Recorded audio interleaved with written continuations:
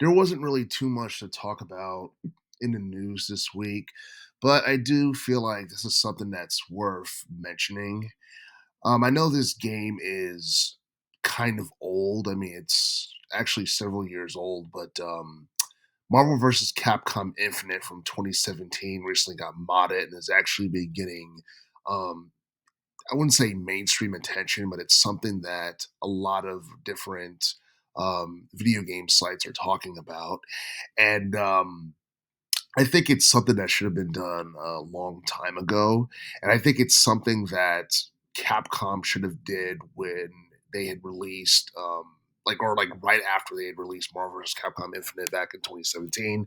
Because one of the biggest issues with Marvel vs. Capcom Infinite was the aesthetics, because the aesthetics were not up to par compared to what we got in Marvel vs. Capcom 3 from 2011. The aesthetics from Marvel vs. Capcom 3 was the thing that, or was one of the many things that made people want to buy the game. It looked like something you could sink your teeth into, and it was very different from what you saw in previous installments of the series. I'm talking about the first Marvel vs. Capcom from '98 and the second one from 2000.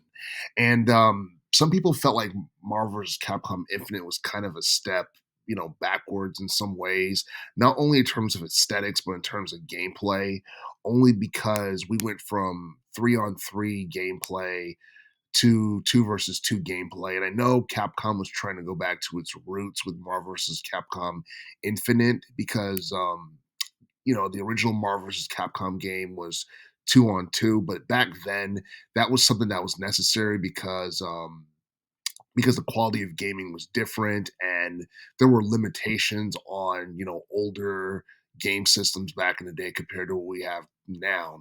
And um and I do feel like Marvel vs. Capcom Infinite is one of those games that definitely gets way more hate than it deserves, because not too long ago, I went to Metacritic, and it turns out that the game got a Metascore of 72, but it got a user score of 4.8.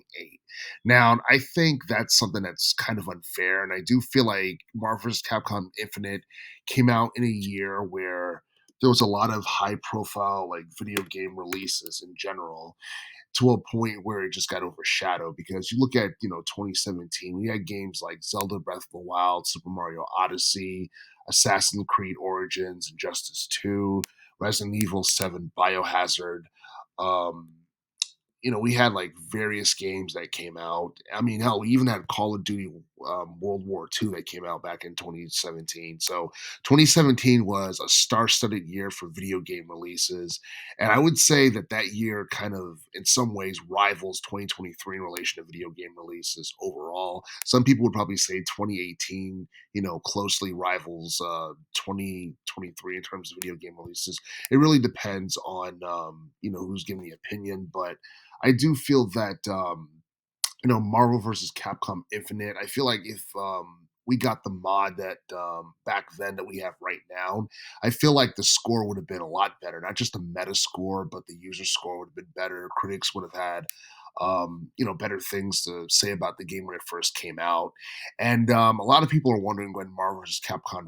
Capcom 4 is going to come out, and I'm like, this is Marvel vs. Capcom 4. They just called it something different, and this right here is kind of, it's seen as a, like a patch, or not even a patch, but it's like a different version of the game, and people are calling it, Marvel versus Capcom Infinite and Beyond. And even though it looks really cool, like the gameplay and all that stuff, at the end of the day, there hasn't really been like any like real changes other than the aesthetics. And I do feel that the game having the story mode definitely made it very interesting, because all the previous Marvel vs. Capcom games prior to Infinite didn't really have a actual like story mode or anything like that. And I do I do want to see, Capcom make another Marvel vs. Capcom game sometime in the future. I don't know if that's something that's in the cards right now at the moment. I don't think it's something that they're primarily focused on, because right now a lot of people are looking forward to Resident Evil 9, and obviously they're focusing more on the Monster Hunter series, because that's one of their most popular franchises at the moment. And And yeah, I feel like, this is something that should have been done years ago. And I feel like more people would have cared about it. And I feel like, Capcom should have, added like, more like DLC because I feel like the roster that they came up with was somewhat disappointing for Infinite because a lot of people were upset with the absence of like X-Men characters like Wolverine and I feel like it's something that kind of hurt the quality of Marvel vs. Capcom Infinite. Don't get me wrong, it's a fun game to play, but at the same time, it kind of felt like a step backwards from what we got in Marvel vs. Capcom 3.